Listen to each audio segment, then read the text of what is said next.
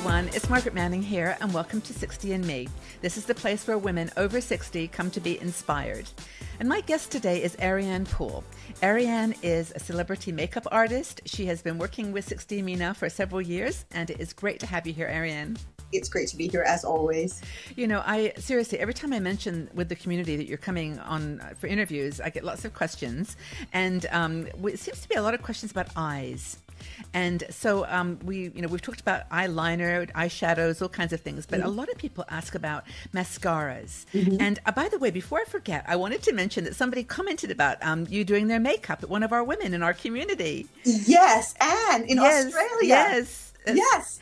I was doing a series of talks in Australia, and one of the ones I went to, a lady came up to me and said that she was one of the 60 and Me community. Her name was Anne. Yes. She was amazing. It was so great to do her makeup. I loved it. Really good. She was thrilled. Thank you for doing that. And that's actually what's great too, is you've been with us now for 3 years. We've been doing, we've just been through a lot together. You've actually launched your own product line now. You've got all kinds of amazing products. And, we just try to do our best to share with people things they can do to, just make themselves feel and look great.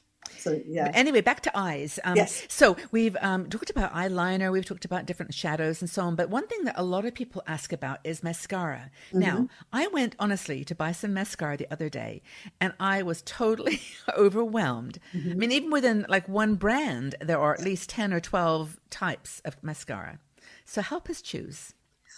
It is very overwhelming. I won't deny that, because like you said, even within one brand, they can have volumizing, lengthening, separating, curling.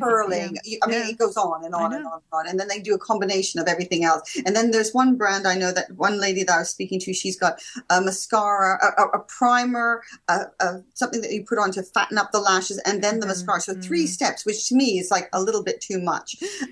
So really what you're looking for as we get older, we want fatter, fuller lashes. We don't necessarily want the length, because the length can make us look spidery and sparse. Yep. And almost like if you have, when you want to have, more volume in your hair, on your head, it's the same as on your lashes. So what you want is to look for the word volumizing in most of the mascaras that you're going to go and choose. The other thing I would say also is make sure you choose either a black, a blue black, or something that's that dark. Brown ones, I find they tend to make us look tired, which is not a great thing. We don't want to have that tired look. So I would say choose a brown or a blue black, even if you're blonde. So, or even if you've got gray hair, because the other ones will make you look tired. So I love, my favorite one of the sort of volumizing is the Sumptuous Extreme by Estee Lauder. Yes. It's been around for centuries. Well, not probably centuries, but it's been around for a really long time. And every single time, I'm doing breast cancer care fashion show tomorrow, and I've said, please make sure that you bring lots of that. And they go, Ariane, we do other mascaras. I thought, yes, but this one is just fabulous. You have favorites. It's my favorite. And yours is nice too. You have a great volumizing I have a mascara. really wonderful waterproof mascara. It is a volumizing waterproof, and I wear that every single day on myself. So I am a big fan of the waterproof volumizing mascara. Yeah, I like it too. Yeah. So volumizing, dark color, black or blue. I've actually seen purple too, which might be kind of fun. Dark purple is really, really nice because it's got all of those things have a bluey undertone. Yes. The bluey undertone makes the whites of our eyes look whiter. No, that's cool. Really any application techniques that you would use for mascara? I would always do the top. Sorry, my dog is making a noise. It's okay. He's all right. He can be fine. It's funny. I had a woman I was interviewing once in Thailand, and she had cats. And as we were interviewing, these cats just like one after the other. No, it's fine. I'll keep telling my story. Is that this poor woman? Every time that we started chatting, these cats would just like one at a time come running over her lap. I'm going to just sit him on the seat with me so he can be good. Sorry about that. But face? Application techniques, really simple. Okay, always on clean lashes. Don't make sure that you don't have any eye cream on your eyelashes, okay? Because some people put on an eye cream or they've used some kind of an oily cleanser in the morning or a facial oil. If that gets onto your eyelashes, even a waterproof is not going to go the distance. So you want to make sure that your eyelashes are oil free, okay? Or I'm so glad you said that, because I use facial oil on my skin, and I used to do this, all over my face, including my eyes, and course. not a good thing. No, Nope. the reason I was asking is that where was I? Where someone was showing me about I know you've got your hands full, so I'll No, I'm oh, fine. you're okay now. But it was something about taking your eye and pulling it up. Yeah. That's the other way. And, putting the mascara, looking down like you always say to do, but pulling it out from the, with your eye moved, with your eye pulled like this. Is that a good technique? Well, you can do that. I don't really like the idea of pulling on the eyes too much. So, but what I find I tend to do is when I'm doing my mascara, I start in the center there. Mm-hmm. And then I add more on the outer corner. So I'm doing more here. Yes. So I'm kind of doing what you've said, but without the pulling of the eye.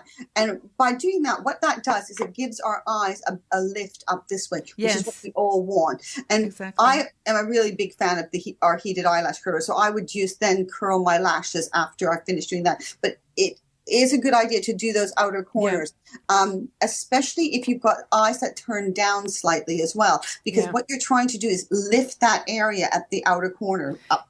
Yeah, I think that was what the point of the demonstration is, that showing that you've actually got to lift it up at the end, but not like a cat's eye, but no. You want just so that it naturally goes up, because gravity always pulls our eyes down. So that's just the nature of it. We can't do anything else, but that's the way it is. Okay. So, but it's a really good way of doing it, and just making sure you do the outer edges as well. And for the bottom lashes, what I find I tend to do, rather than putting loads on the bottom lashes, I just touch my bottom lashes like that. Yeah, very lightly. And then you don't get that kind of spideriness, and you don't have it coming down here either. So and you use the same volumizing mascara on the bottom as well? Yes. No problem. Yeah. Okay, so that's really the number one rule, is to buy a volumizing mascara in a dark color, and to just use it like you've shown, layer it. To build it up. Build it up. And you'll get to a point you'll know for yourself what feels and what looks the best on you. Everyone's an individual, so I'm not going to say do it exactly like that. But that definitely doing the outer corners is a real help. Okay, so there you go. Mascara application from the guru of mascara application. Thank you, Ariane. That's super helpful. I really appreciate that. Thank you. If you enjoyed this video, please subscribe to our 60andMe YouTube channel and also visit our website.